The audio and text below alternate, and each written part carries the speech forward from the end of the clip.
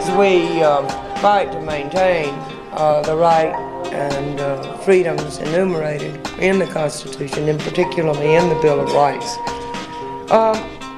Even though this is real important, heavy, it doesn't mean we can't have fun doing this stuff. Now, let me just give you an example. I think it just requires a little creative thinking.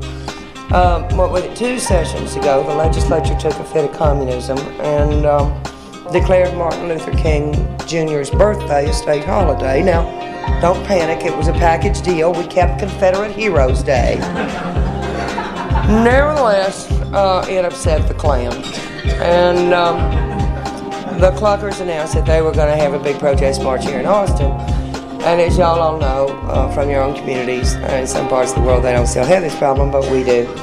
When the Klan comes to march, it's always a painful experience because the black citizens get upset and the Jewish citizens get upset and the skinhead kids turn out to cheer them on the sidewalks and people get into fist fights and everybody's mad at everybody for a good 6 months. And on top of all that, there we are defending the right of these pin-headed to spew whatever vicious drivel they want to. I mean, talk about an unthankful task. So we were thinking about what we could do about all this and came up with what we thought was a better plan. We don't have enough Cluckers here in Austin to have a good demonstration. They had to be bussed in from Waco and Vidor. And they got off their buses wearing their little pointy hats on their little pointy heads and commenced to march up Congress Avenue toward the Capitol. They were greeted by several thousand citizens of Austin lined up on the sidewalk who mooned them as they marched. It made a really nice effect. It's kind of like a wave at a baseball stadium. I think rather an elegant response.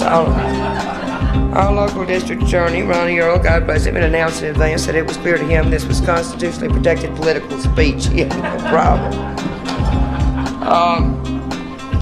So I would just suggest to you all that a little imagination and a little humor in some of these fights is the better way to proceed.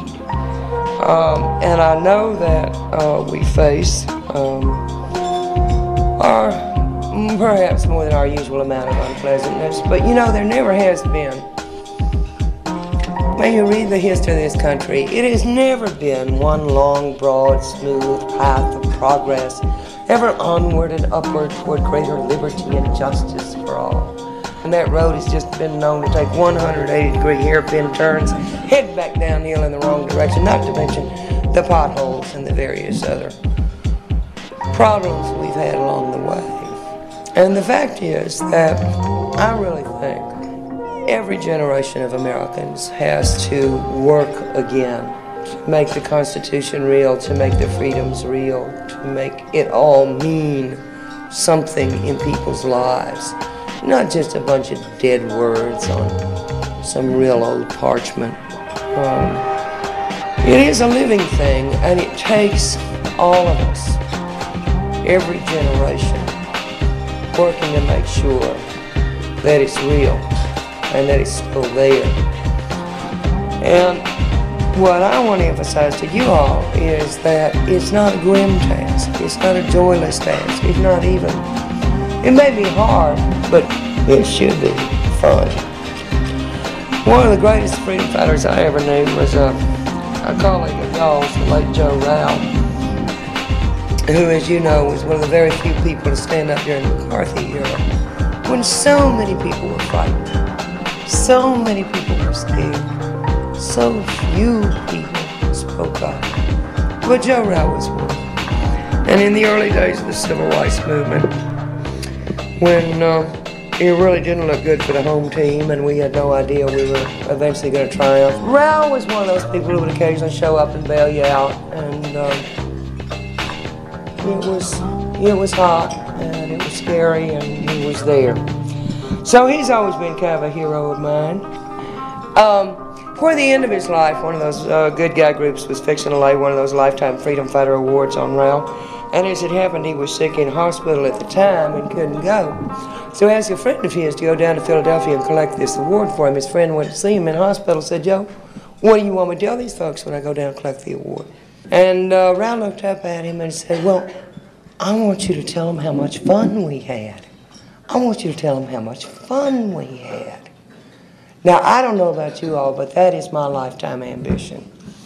When I get on down toward the end of my road, I want to be able to look in the Constitution's phrase, our posterity, right in the eye. I want to be able to hand over the Bill of Rights still intact, and I want to tell them how much fun we had working to keep it for them.